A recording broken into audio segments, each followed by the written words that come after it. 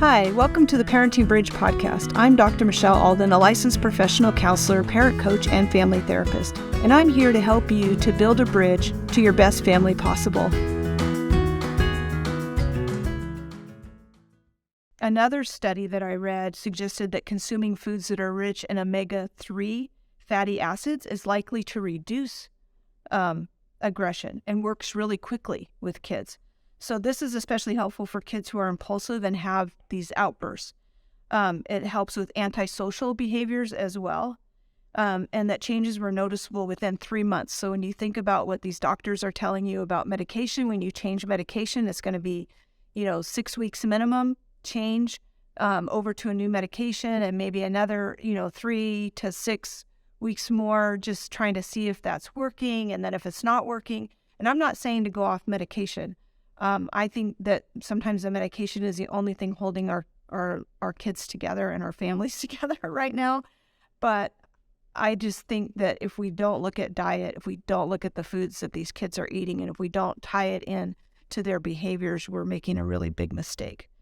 So while changing your kid's diet may seem really impossible and difficult, changes that the whole family can make is just huge. And what if it limits, the need for multiple medications and multiple therapies and even calls to the police or the hospital? And if your kids start to feel better, this is the thing. It's like I personally went off of sugar 3 years ago, and it was amazing to me as an older adult how that impacted me and how I felt. Once I was off of it, I didn't want to go back because it really is an addiction. And I didn't want to go through everything I went through getting off of it. And also, you stop craving it. Like, I really honestly don't crave those things. So, do I want them sometimes when I see other people having them, when I'm around it? Of course. But that's part of why I create my environment to not have that around all the time. But I think with our kids, when we see this tie to behavior so strongly linked to the foods they eat, and when I see it across the board, that it's not just a kid over here had this problem, right? It's in almost every home that I see that this same kind of behavior. And so I just think that this is a really important topic and something to really think about. So here's some other ideas that will also help related to food that don't necessarily have to do exactly with the kind of food that your kids are eating. With that, I want you to just please have meet that opposition to what I'm saying with curiosity, and notice with your kids. Make a chart if you have to, watch it, see what they're doing.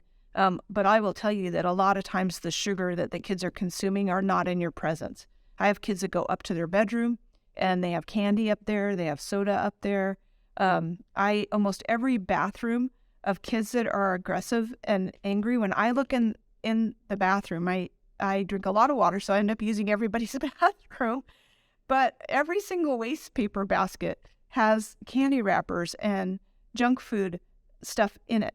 Are these kids going in your bathroom and eating this stuff? Or are you? I don't know, So it's just an odd place, I think, to find all of that. So just be aware that you may not know exactly how much they're consuming of that, what they're trading their lunch for, what they're they spend their money on this kind of junk food really like an addict, right? Like, they collect their pennies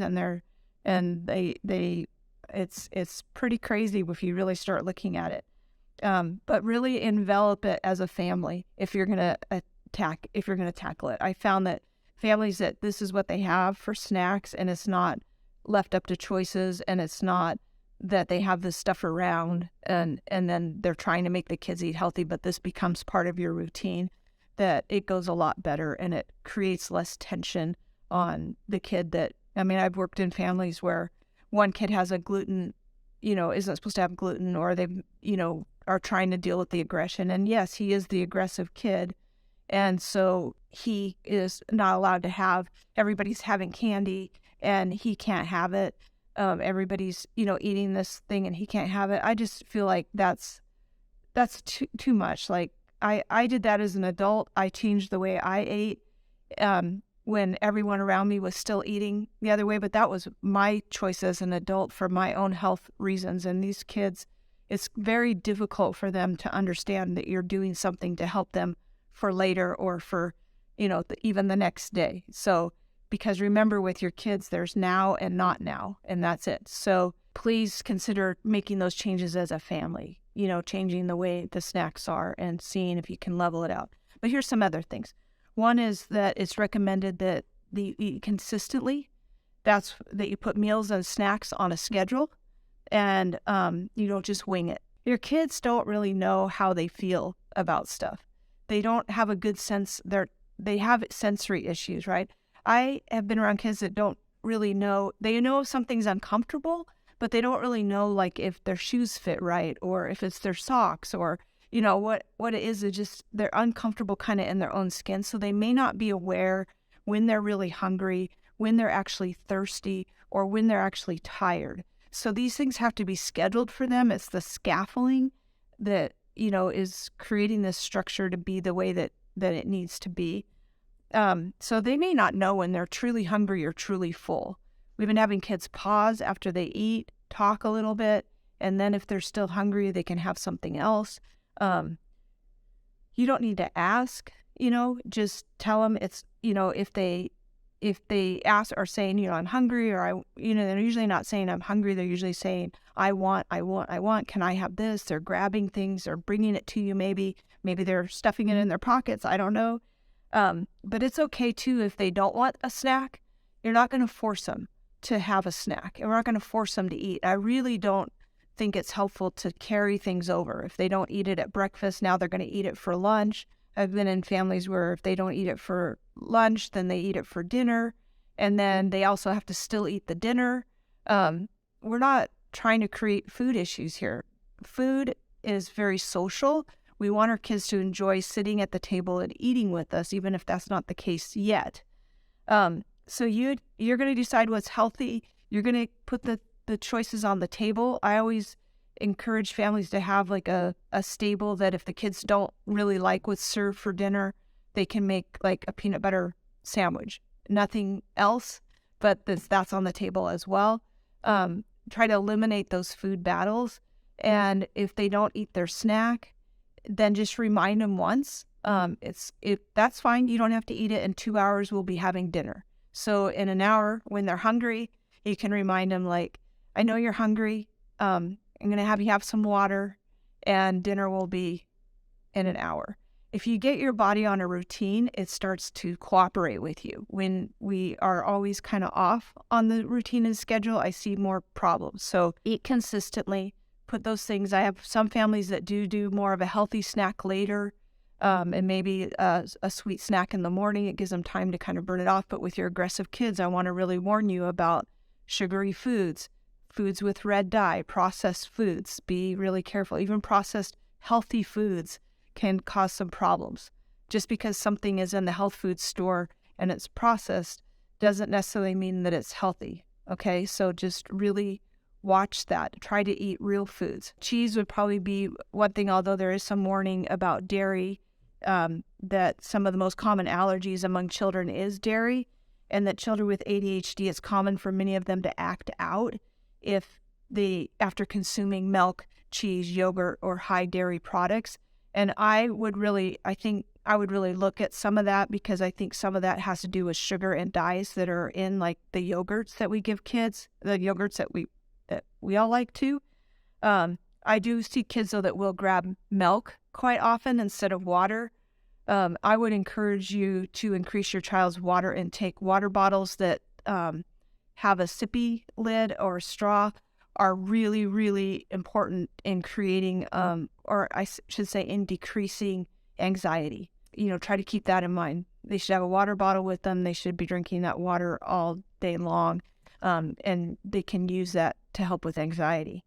So some people with allergies actually will get physically bloated, congested, or tired. But in kids with allergies, they become irritable, depressed, or anxious, and they struggle to concentrate. So really watch that. The problem too, like, I feel like peanut butter is one of the best go-to protein things that we can give our kids. but it really does have a lot of sugar in it. I use like a nut butter, like sunflower butter, or just like a nut butter without sugar, almond butter without sugar, and then I add monk fruit in that to make it so it's not, just so dry. So you can try that. Some people have talked about honey instead of sugar. You might want to do a little bit of research on that. A lot of honey that we get nowadays is kind of processed in its own way too. I stay away from all kinds of sugar like that, although I do use monk fruit as a good substitute. But it's nice because you kind of want to limit it. It tastes good in a smaller quantity than if you use too much. So you could kind of make your own. What I want you to watch out on wheat products. Gluten has become a buzzword in our society, but I would caution you that if your child is eating a lot of tan-colored foods, they are probably eating wheat that's been processed in a different way than how wheat was meant to be processed. And there's documentaries on wheat, and it's not about the gluten so much to me that I'm cautioning you about, although there's plenty of research about this irritability in the bowels and how that ties in with kids with autism and other disorders, and how these turn into sugar quickly, and how irritability and aggression are also tied in to that. I'm not trying to take away all of your quick choices and make life more difficult for you. So please know that. I just, if you only pick one thing that you're going to really concentrate on, I would pick the sugar. Really think about the sugar and the irritability, because the research was just so tied into processed foods and refined sugar. Food with dyes, cereal, juice, and candy, all linked to reaction in kids for ages.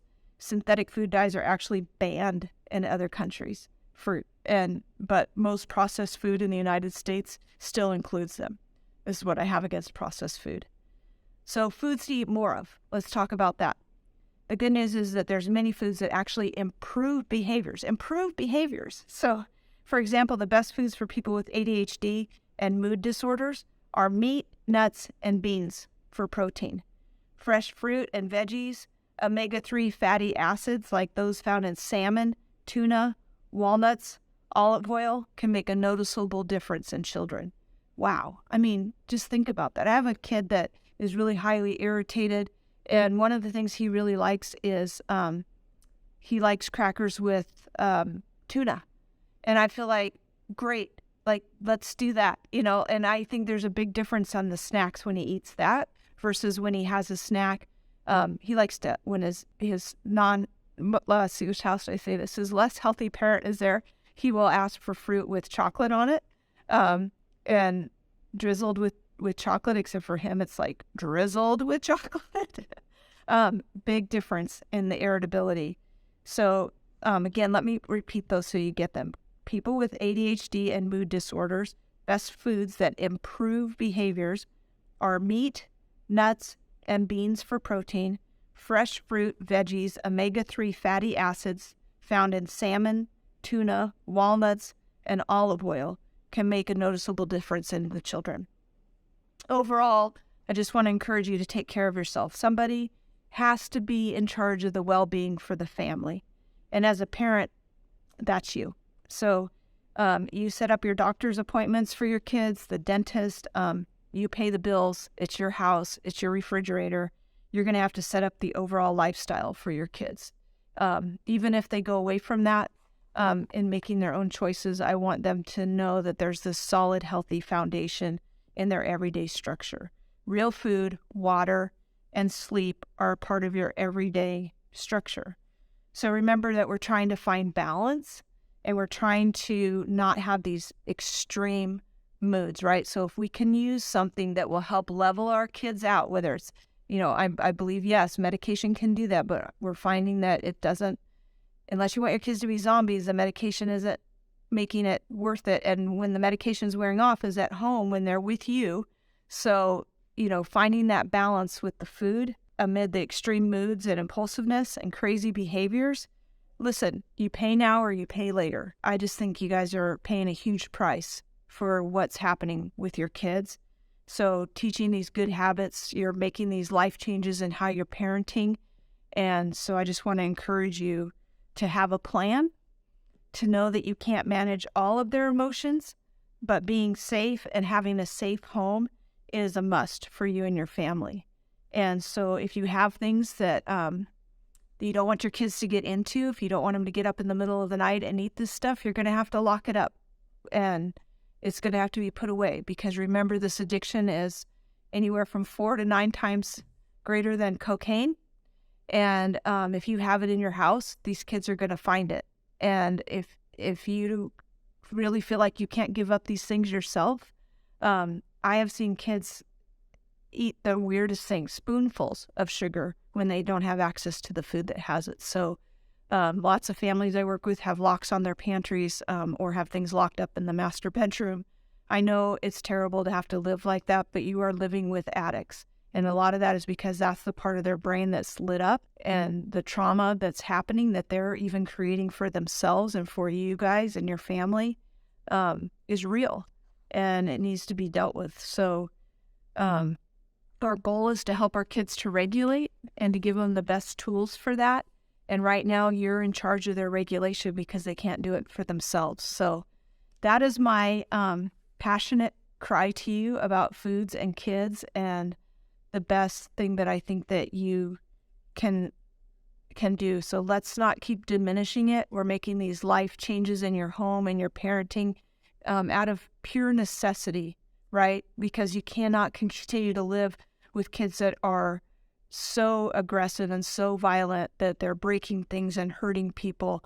And if you want to keep them in your home, which is, they are going to be in your family regardless, you're going to have to figure out what you're going to do about this as a whole. So best wishes. Again, leave your comments and your questions in the comments section, or you can private message me. I'd be happy to talk to you more about this and any other parenting concerns that you have. Thank you.